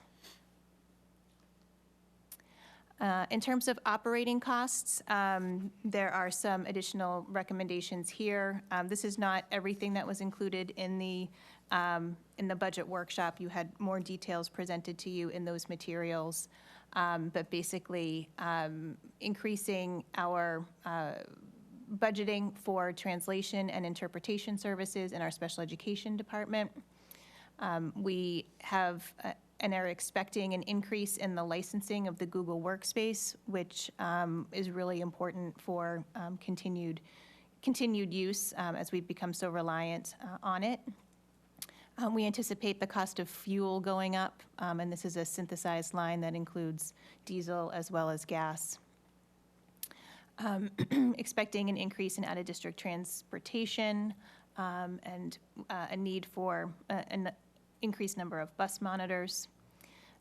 We have budgeted a 5% increase for inflation in terms of maintenance supplies and contracted services. That certainly could be higher. That is a conservative number, and the request was certainly higher there. But again, we were approaching this conservatively based on the budget forecast at the time. Course reimbursement and mentor stipends. Fortunately, I think it's a good thing, but we need to increase the amount in our budget line for course reimbursement, as we have many teachers who are pursuing higher level courses and improving their practice, and mentor stipends as well to support our new educators, which is a requirement of the state. We are expecting an increase in software licensing costs, and we have a recommendation here to support our EL, English Language Development curriculum with texts and materials, really to expand based on the increased number of students that we have. We need increased licenses to support them. Chris will talk a little bit about the revolving fund offsets. Thanks, Sarah. So you saw these details in the first or the second slide on our revenue sources, but I suppose just to add a few things. One, nothing has changed from our numbers that were presented and shown and proposed 2 months ago. So with our receiving tuition at $525,000 and our offset of $600,000 to the operating budget, we estimate our closing balance in the school choice revolving fund to be a little over $1.6 million. And then our circuit breaker reimbursement is the $2,087,152 that'll be applied to the FY24 budget. And we're estimating our reimbursement for next year to be the $1.95 million. So all of the information that we shared with you, we had prepared at the end of last week for the packet, but we had an inkling with the governor's budget coming out that we would have some updated information, which is conveyed in the next 2 slides, and I think a little bit of why it's being framed as a budget update for you. So you may have seen the headlines today and some of the press releases from the governor's office in terms of some of her strategic priorities of investment. And one of the things that she is doing is fully funding the Student Opportunity Act based on the needs that were identified in the Student Opportunity Act's commission review in 2015. And so with her budget released just 4 or 5 hours ago, we anticipate additional Chapter 70 money to be available to Barnstable compared to the initial estimates. So based on what we have shared with you in this initial budget, I anticipate some immediate implications as we had perhaps forecast at the workshop, that we would not need to use savings to support the FY24 budget as noted in slide 3. And I do anticipate, but we certainly need to have a conversation around what the new forecast would look like given all of the revenues and all of the expenses and different changes to the assessments from that are kind of expressed in the cherry sheet from the Department of Revenue. But there may be some opportunity here to support additional requests from the cost centers and some of the following areas that we talked about earlier in terms of what the cost centers were looking to support, which would be interventionists, parent and family liaisons, supporting English language education teachers and paraprofessionals, special education teachers, instructional technology, maintenance, and PD. So those are all things that we had kind of talked about, and there may be additional opportunities to support those going forward. And then also, kind of digging in a little bit related to the future, I think it's important to understand some of the longer-term implications of the Student Opportunity Act and what it means for Barnstable, so we can do some forward planning in the coming years. And I would continue to anticipate some increases in Chapter 78 as a result of the Student Opportunity Act. They redefined what is adequate in state funding related to special education, English learners, economically disadvantaged students, and health insurance increases. FY24 is year 3 of a 6-year rollout. So looking ahead, additional funding, I think, is reasonably anticipated in FY25, 26, and 27. And so the last time we had talked, we were talking too about the expiration of ESSER 3 in FY25, but I think we need to think about all of the entire kind of budget situation, including any additional Chapter 70 that may come from the SOA, and find ways in which we can leverage that for some of our needs, all of which I think I've teed up in terms of the opportunities from the entry plan, which include space and facility needs to appropriately implement effective instruction. Our integrated pre-K is half-day, and most districts serve full-day services for our most vulnerable students. I think that that's an opportunity to get more specific about what that means. Making sure that we're projecting forward our specialized special ed programs, which I could reasonably anticipate to expand as students age into older grades. That has space implications. Making sure that we're continuing to attend to closing the achievement gaps and investing in mental health and physical health programs for students. So that's our budget update for this evening. I think we're happy to take your questions now that you have sort of the overall picture, and we will be kind of digesting the governor's budget over the next really immediate future, to think about putting forward your FY24 budget for the budget hearing and ultimate adoption. Okay, excellent. I'll step down the other end. Peter, do you have any questions? No, I don't. Okay, Andre? Yeah, a few questions. In terms of closing the achievement gaps through high-quality tiered instruction, the MTSS model, could you talk a little bit more about that? Sure, I'd be happy to. So one of the things that we talk about a lot is multi-tiered systems of support, where Tier 1 instruction is universal instruction that occurs for all students. It could be academic instruction, it could also be social-emotional learning or behavioral. And that's where, kind of most of the students are, experiencing instruction. But we know that there's going to be some achievement gaps, there's going to be some additional needs that include both needs that advanced students have for additional enrichments and additional supports, or additional interventions that might be needed because they're lagging in skills, academic skills. So then we talk about Tier 2, which is sometimes referred to as a second dose. opportunities for students to make up some lagging skills. Oftentimes, there might be a cycle of intervention that'll occur for 6 weeks or 8 weeks to kind of bring the student up to speed, and we do data and progress monitoring, and the students are receiving interventions for a period of time.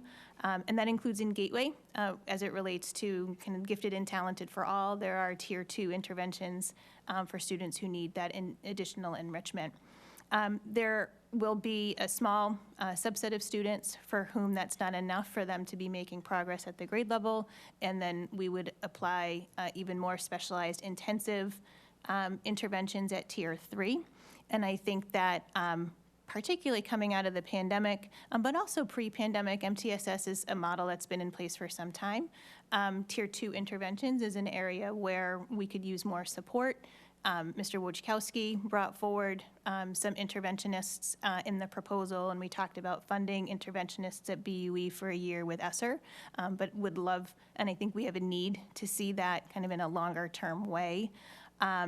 But the last bullet there, too, related to mental and physical health programs, that could also be seen in terms of a tiered intervention system as it relates to mental health counseling, students who need more than kind of the universal second step curriculum, but need additional support groups, small group counseling, or individual counseling to support them with their progress. Very good. In terms of, gives me a perspective and the recognition that we do have students at different points, you know, high achieving, grade level, below grade level.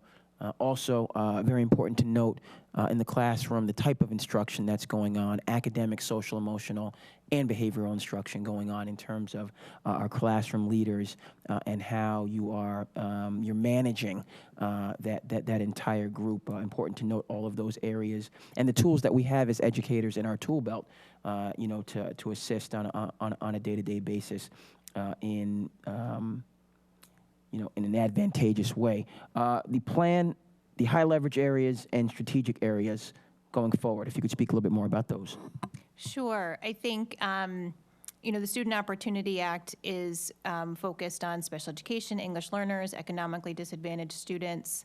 And I think that, but I don't think that the funding necessarily needs to be limited to that. And I think that space and facility needs, so the sub-bullets under there are some of those high leverage and strategic areas, one of which would be space and facility needs in terms of the achievement gaps. I mean, I think we're talking about all students, whether they're needing intervention because they're lagging skills or because they're advanced. The last two bullets around the MTSS model are really focused on each and every child. But within there, I think we need to continue to support special education. I think we need to continue to support our English learners as well. Okay, just in conclusion for me, the integrated pre-K, noting that we have half-day, but looking at the possibility of full-day services. Is that for, that's our pre-K, can you just speak more about that? Because for me, I know we're having a conversation, you know, about childcare and access to childcare and affordable childcare and how that's important for our working families. Can you just speak a little bit more about that? And does it relate, am I looking at that in the same, when we talk about pre-K, integrated pre-K? Yeah, so fortunately, our integrated preschool program is so popular, and we have so many students who attend it that we're scheduling students in a half-day model. And I think, you know, comparatively, you know, there are other districts that are serving students full day, and it's a great point for starting off strong with interventions and education and instruction early on. And we also talked about English, English learning educator at the pre-K level. So I think that's a huge opportunity. Excellent. You're all set? Okay. Mike, go ahead, Peter. Just to follow up on Andre's question. You had mentioned Gateway. A couple of years ago when I was teaching, Gateway was certainly in elementary, was a program that the highest achieving kids were oftentimes taken out of a classroom. If they're high achieving in math, say, they were taken out of the math classroom. They're working on something different. It was a small group of kids, usually, And I think you had mentioned Gateway for All now. Does everyone now attend a Gateway program? Is that what you were saying? So the access to Gateway has greatly expanded so that more students have access to Gateway instruction based on, there's still kind of a process by which students will access it and the recommendations that may get made by teachers, recommendations that may get made by the student or by families. But we are really striving to make sure that more students or all students have access to Gateway. And it looks a little different at the different grade levels. I'm wondering that we might have the Gateway director share a little bit more specifics about how. Has that how it's program modified. increased then? Is that what you're saying? There's a lot more students than just a few years ago? There's a lot more students than a few years ago, yeah. Yeah, that definitely may be something, because I didn't realize that, to be honest with you. I mean, so maybe that's something we should put on the agenda at some point, just to kind of have that conversation, not conversation, but just to kind of give us an update on what I'm thinking about when my kids were that small and my youngest is a junior. So like probably that update just for people to know how it's evolved over time. The new director, she's been in the district for a long time. Carrie Morris took it over in maybe 2018 and has really done some remarkable work to expand that program and really provide these additional instructional enrichments. Okay. And are they, I know Carrie because I did the mock trial at the high school, which fell under that umbrella. Is there something more than that happening at the high school since Gateway has expanded? At the high school, it's probably pretty similar to what you had experienced with Gateway being kind of after school with those after school programs like the mock trial. I think a lot of Are there others that you're aware of? there are, and I'm going to look to Kristen to maybe chime in on some of the details. Future problem solvers, and that's actually, I think that's the big one. There's multiple teams, but they are the outside the school day. And then I think it's a debate connected with the mock trial. So they've expanded a little bit. But I would just add that in terms of Gateway, it has expanded the look of it. It is not just that pullout. Yeah, the way it always, And Carrie has modeled it after the MTSS model, where Tier 3 is your more traditional pullout, but Tier 2 broadens the access to more students, where that's actually, they can access materials within the regular classroom. And Tier 1, really, that idea that any student can access some form of this. And as Sarah said, she has the number of students that are participating or engaged with Gateway, and the diversity has increased greatly as well. She's done a fantastic job, so. Okay. Kathy? So, I'm sorry, Peter, are you all done? Are you? Yeah, I think it would be good to have Carrie. Yeah, I just think it'd be good I'd to like have to the hear Gateway, because I'm thinking of the old school, and yeah, it's obviously not and the just, same. I retired a few years ago, and it's definitely a different program. Than, Yeah. And I'm often concerned with our highest achievers. Yep. Because sometimes they're just forgotten along the way, and the budgets don't always reflect them. I oftentimes think of them, and certainly Gateway falls into that category. Kathy? I was just going to ask Kristen if some of those gateway-type opportunities previously, many years ago, especially at the elementary level, some of them relied on parent volunteers, didn't they? Like the Math Superstars. I remember doing Math Superstars for many, many years with the kids, where groups were pulled out and they did accelerated math under the direction of a parent who was provided materials. Most of the Gateway instruction is provided by Gateway teachers. Now, it has expanded slightly. A lot of the teachers we have some full-time, but some are part-time, and they're also split across the schools. The Math Superstars, I would say that classroom teachers have parents come in to provide sports now that we can do that again. But it's the Gateway staff. Any other questions, Kathy? You all set? You good? Okay, so I got a couple questions. So, first of all, I'll start off with, I get 3 questions. So, the BIS world language, if you could kind of elaborate, and what I mean is like, is every kid gonna take it? Is it gonna be an elective? Is it gonna be, what languages are you thinking? Like, and if you haven't got that far, I completely get it. Just be like, you're on step Z, Mike, we're on step B here. We are still working through some of those details. Okay. And one of the variables at play here is a new world language department head is being sought Oh, after. okay, so that's, so that's gonna kind of happen first. So we do Okay. need to get that leadership in place. Mr. Canetta's conception, though, in the request was to have it be a bit of an exploratory, where students would be able to explore Spanish, French, and Portuguese cool. at the middle level. I worry about staffing that. Yeah. And would we be able, on a practical level to staff that? But I think ideally,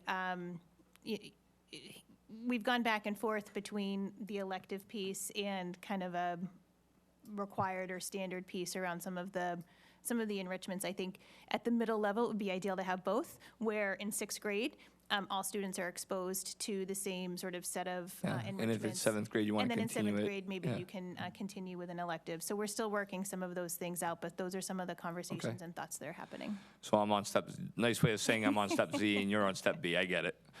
So my next question is the assistant principal at the .5 at Centerville, correct me if I'm wrong, but is that going to be shared with BWB? Because BWB is a .5 also, right? Yeah, so Okay. BWB and West Villages currently share, and Used it to, yep. would change that so that there would be a shared position for BWB in Centerville and a Okay. full-time position at West Right, Villages. okay. So we're getting there. We're getting the across the board, we're getting there, slowly but surely. Yep, and like I said, there may be additional opportunities to invest in the budget, given the governor's news today, and so there could be an opportunity to Increase expand those and or increase whatever. those. Yep. Okay, and that actually leads to my last question, is the governor's budget. Does that expanded amount of money, does it have to be used for specific things, or how do you, like, are you just getting free cash and you get to spend it what you want, or do you have to account for that, or how does that work? Like, Yeah, so the district back in FY20, I want to say, submitted a 3-year Student Opportunity Act plan that is publicly available. It's on the Department of Ed's website about how we were going to spend the additional monies from the Student Opportunity Act. All districts had to do this. And it was kind of a big process. It was COVID at the time, so it may not have been completely in Right. people's memories, because I think it was due April 1st that year, and then they punted it down the road. And so every year since then, we do an amendment in the spring. So we are currently preparing our FY23 amendment for the Student Opportunity Act plan to talk about funding from this year. And there are categories around which you are expected to allocate resources, which is around closing achievement gaps. Okay. Particularly related to the areas that the Student Opportunity Act is looking to level the playing field for. Right. It's essentially an acknowledgement that it costs more to educate children.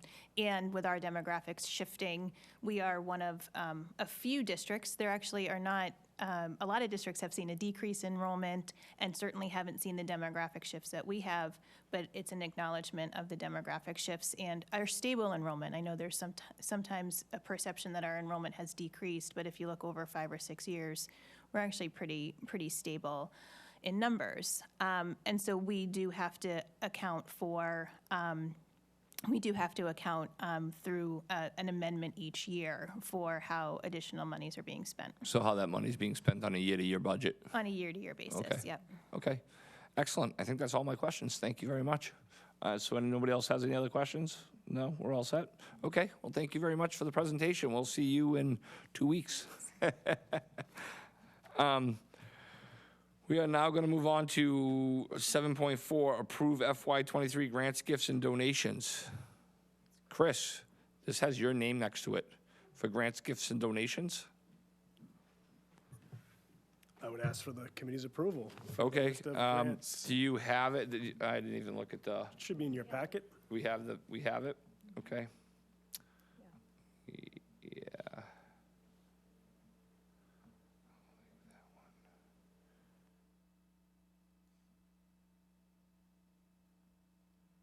No, I got it right here. Okay. Does anybody have any questions about them? No? Can I get a motion? Move to approve fiscal year '23 grants, gifts, and donations as outlined in tonight's materials. I'll second. Having a second. Any discussion? Seeing none, so roll call, as a voice vote, all in favor signify by saying aye. Aye. Opposed, nay. Ayes have it. 7.5, budget transfer authorizations. Do you have any? No. No, there were none tonight. Okay. And 7.6, approve accounts payable warrant FY23 warrant number 35. Can I get a motion? Yes, move to approve accounts payable warrants FY '23 warrant number 35. I think I need to have somebody give me the amount. So In motion, the amount of $436,353.93. having a motion, can I get a second? Second. Having a motion and second, is this a roll call vote? All in favor signify by saying aye. Aye. Aye, opposed, nay. Ayes have it 3-1. That concludes our school committee meeting for March 1st, 2023. Have a good night.